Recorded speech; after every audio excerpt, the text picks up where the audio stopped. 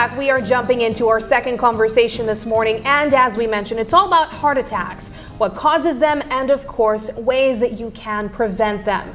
We are joined this morning by two specialists and representatives who will be talking to us about the topic mentioned. Joining us this morning is Dr. Mark Bruce, and he is a specialist in emergency medicine. Also joining us is Dr. Chen Chi Lin, who is a cardiologist. Guys, thank you so much for joining us, and welcome. Thank you. Good to be here. Thank you for having us.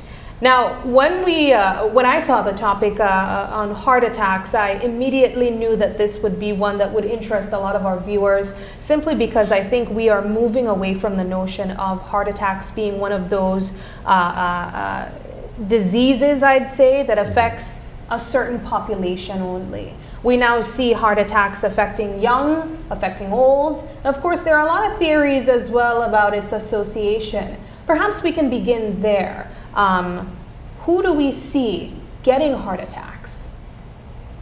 Do you want to take that, or do you want me to? You can go ahead. Anybody. I've seen people that we would think would be very healthy. Mm-hmm. I used to be a doctor for the United States Navy and was assigned to the Marine Corps, and so these guys were always fit, but I've seen young men as young as 23 years old that have had heart attacks. And so there's the spectrum of disease is quite impressive, from old to young. Classically, we would see an old guy that would develop some chest pain, but how heart attacks develop, the symptoms associated with it, who gets it, you really have to be on your game to really to be able to see that, have a high index of suspicion. We certainly know that people that have certain lifestyles and have certain other associated medical problems are more at risk for developing heart disease and having heart attacks. And one of the main things that we see is obesity. People that are overweight. That has become epidemic in North America, certainly, and we've seen that. Well, I've been coming down to Belize for 25 years, and I've seen the weight of Belizeans increase over that period of time. Absolutely. And so that associated with the other diseases associated with obesity, such as diabetes, and hypertension, and so all of those things go into developing risk for developing blocked arteries to your heart that cause the heart attack. I want us to quickly look at the scientific cause of a heart attack. What takes place when a heart attack is actively happening? So usually we have the coronary arteries that's outside the heart. They usually have it's the left system, the right system, and usually they start building up plaques. So over time, as the plaques builds up, people start having something called a stable angina or chest pain that they get off and on, and later on that plaque just ruptured and it forms a blood clot, and that's when the heart attack began. What are the symptoms of someone who's experiencing heart attack? So like most of the time, if I were in a room with someone and then something happens, how do I know that perhaps that person is going through cardiac arrest? So most of the time they have like something called premonitions, like you see final destination, that you can see things. Oh, really? So they usually, day before or 2 days before, they usually will have small things, like they would realize that they can't walk 2 steps anymore. You get a little bit chest uncomfortable. But they think that it's gastric pain. They say, no, this is just something very mild. Then on the day of the heart attack, they will start feeling, they will start this chest discomfort, tightness, start sweating, nausea, vomiting. Some would say that the chest, the tightness will go to the neck, to the left arm, hard to breathe. Those are the main symptoms that when they are having an actual heart attack, that's what they will feel. Doctor, to me, that sounds like a panic attack.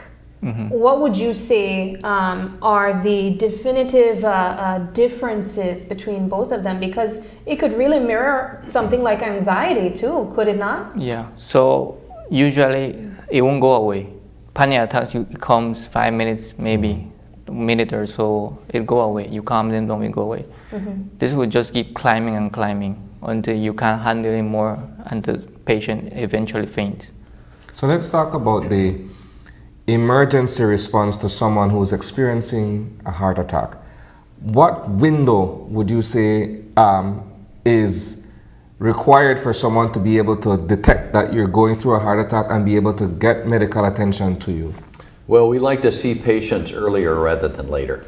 So when we really encourage patients, if they feel uncomfortable, regardless of their symptoms, that they should come and be checked. From a public health perspective, and I'll be speaking on this at the BMDA on Friday, the A&E is the ultimate safety net for any community. And so it is really, really important to have well-trained providers, both doctors and nurses in the A&Es, to recognize, hey, this person's really sick or this person's badly injured. But in terms of heart disease, is this person really sick? Is there some, what we call organicity, rather than something that's just more anxiety related? But if somebody is feeling symptoms, they should be checked. And even if it turns out not to be a problem, we would much rather see somebody that checks out okay than for somebody to stay home and die. Yeah. So the first thing that usually will take place is a triage process. In other words, the person comes in, they state their complaint in the A&E, and the triage nurse will basically, if it's a serious complaint, they will usually get that patient bedded right away.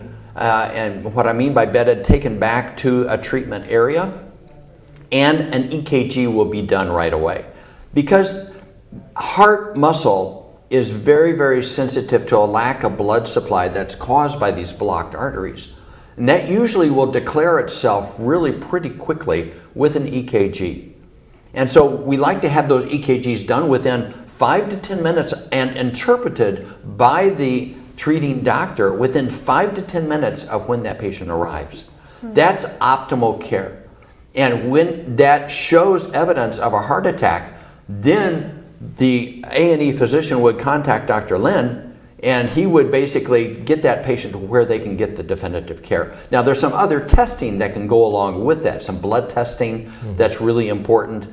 The stabilization process involves starting an intravenous line, administering many times oxygen, or administering some medications that all help to kind of mitigate a lot of the symptoms and the disease process too. So we have looked at, of course, the causes, what takes place when a heart attack is happening. What are things that we can look at? What are things that we can look for on the outside if we think someone might be under the attack of a heart attack? Is there anything that we can do to prevent this, though? Well, the short answer is yes. And that's the value of developing a systems-based approach to emergency care throughout a community. And so it starts really with bystander response. As a bystander at home, or if you're at work, you see somebody that looks like they're uncomfortable, you talk to them, you recognize, or if they start to pass out, you recognize that, you call for help, and you start CPR if needed. If there's no pulse, you go ahead and do that. Those are the things that really optimize a patient's recovery and survival from a heart attack. Are there any lifestyle changes that we can do on our own as well to help reduce the chances of a heart attack?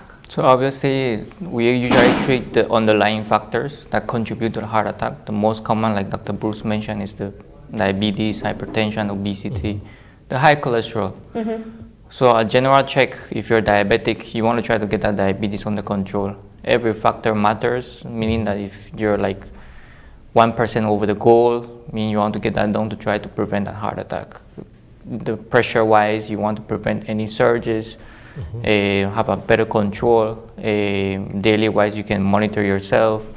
Cholesterol-wise, you always want to get to a goal. And knowing that, knowing that also genetic factor is a consideration also. If you have high family history of heart disease, that your uncle, your dad, your brother, everyone has a heart attack, so you know you're automatically at a risk, and you should change that course for yourself. No? Exercise is part of an important routine also. And I don't mean exercise, I get this a lot. I don't mean exercise like, oh, I come to work, I walk every day. I walk to work, for example. That's most people would say. But that's not exercise. You're walking, you're under a lot of stress. You're coming, you're seeing if you're on time, you haven't had breakfast. That's not exercise. So you want to have a very good exercise routine. Consists of aerobic exercise and resistance exercise. So you want to every day take a time in the evening, half an hour, and do these type of exercises. What are the physical effects of a heart attack? And considering the fact that the recovery times for persons vary, I presume, what is that process like in terms of the effect of it and being able to perhaps work through that and recuperate? I think that a lot of that is dependent on how promptly somebody gets treated and the extent of the injury that's sustained. Many people basically come out of a heart attack recognizing and getting their life in order in terms of their physical conditioning, healthier than what they were when they went into it. But there's other people that they wait too late, they require extensive resuscitation, that are disabled for life, that they have problems at that point with developing heart failure, where they can't do as much as they used to be able to do, and really become cardiac cripples. And this is I'm sure Dr. Lynn sees a lot of this too. So it all depends on, like Dr. Bruce said, the timing of the treatment and if they get the proper treatment and the territory that was affected. No, if, like I mentioned a while ago, is it the left or the right? Which artery is affected? That would determine most of the time the outcome of the patient. If I know the affected artery is the main artery, I know in the future he might have some disabilities, shortness of breath, tiredness that would never recover. Is there any work being done within the first responders side of Belize, as well as cardiology, that can see further information being shared between you representatives and the work that you do involving heart and heart diseases? Great question, and I'm really pleased to be part of the matter of fact, I'm the director of the Strengthening Emergency Care in Belize program. And that is basically developing a systems-based approach, not just in Belize City, but throughout Belize, so that every provider in an A&E in the district facilities, at KHMH, at any of the private facilities, are trained in emergency care. And it's, like I say, it's not just a doctor training program, although we are training doctors, but it's anybody, any provider, the nurses there. But BERT has a very active training program. Matter of fact, today and tomorrow they'll be doing advanced cardiac life support courses that are basically owned by the American Heart Association, and training how to recognize, how to resuscitate, how to provide that initial treatment for an acute coronary syndrome, a heart attack. So BERT is a real excellent resource for basically doing that training for both healthcare professionals, but also people that work in the tourism industry, and basic life support. Again, the whole concept of a systems-based approach optimizes outcome because it starts with that bystander calling for help, recognizing there's a problem, calling for help. Those first responders responding to that call, knowing what their role is, knowing how to treat, and then getting them where they can get the definitive care in the A&E and in Dr. Lynn's care, cath lab, and that type of definitive treatment. I love that you pointed out that this information being shared is not only important for first responders, like persons working in BERT, but also other persons like bystanders. And you pointed a really important part of that in including the tourism industry in that. Oftentimes we have tour guides interacting with persons, doing several forms of activities, and I mean, God forbid there is something that leads to an incident like that, and this tour guide does not know how to provide that aid. How will we be seeing these persons involved in this training? Well, they're pretty well advertised and actively recruited to take these courses because they're very, very valuable. I have an anecdote of my own. I was with my family climbing on one of the ruins, and there was a very large, obese a man from Canada that was climbing kind of ahead of us, and he was sweating profusely. And my wife is a physician too, and so we were thinking, okay, if he's at the top and has a cardiac arrest, what do we do? And it's like, in that circumstance, there's not a whole lot that you can do. You kind of have to, if you have risk, you need to kind of be aware of your risk and take those appropriate, don't do high risk behavior that would put you at jeopardy for having a bad outcome. Wow. My final question for both of you doctors has to do with what you alluded to initially with your presentation later this week at the BMDA. Can you speak to us about that in terms of the particular activity and your participation in it? Yeah, I would love to. The Strengthening Emergency Care in Belize program had its genesis from a Ministry of Health and Wellness study back in 2007 and 2008, where they looked at the budgetary effect of RTAs. And they found at that time that 37% of their entire budget was basically being paid out for the direct and indirect cost of RTAs. And this is, there's a lot of other problems here that need attention. At that time, malaria was a problem, dengue, HIV, all these other issues, infant mortality, maternal health. And so that got the attention, and we were asked, I had become good friends with some of the medical leadership here and was asked to help with this issue in terms of really getting the training that was needed in the A&E and having emergency specialists that knew this specialty, because it didn't exist. There was a variety of specialists that worked, general medical officers that were providing the care in the A&Es. And so we started that program after a dialogue and signing a memo of understanding between Ministry of Health, KHMH, and also the Medical College of Wisconsin, and started that active training in 2014. And it's been ongoing. Obviously, we had to pause during the pandemic.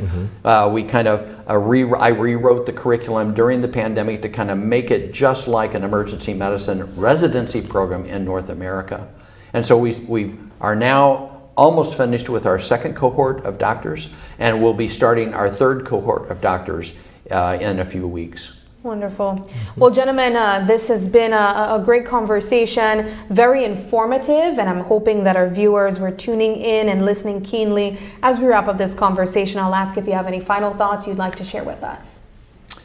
If you have anything that you think may be related to your heart, you should get it checked out. And Dr. Lynn can, I think, validate that too. Yeah, I think, well, don't take any chest pain lightly, no? Yes. Most of the time, it's something else. All right. Well, gentlemen, thank you so much for joining us, and we wish you all the best. Thank you for having us. All right, we are going to take another quick break, and when we come back, it's all about Toyota in Belize.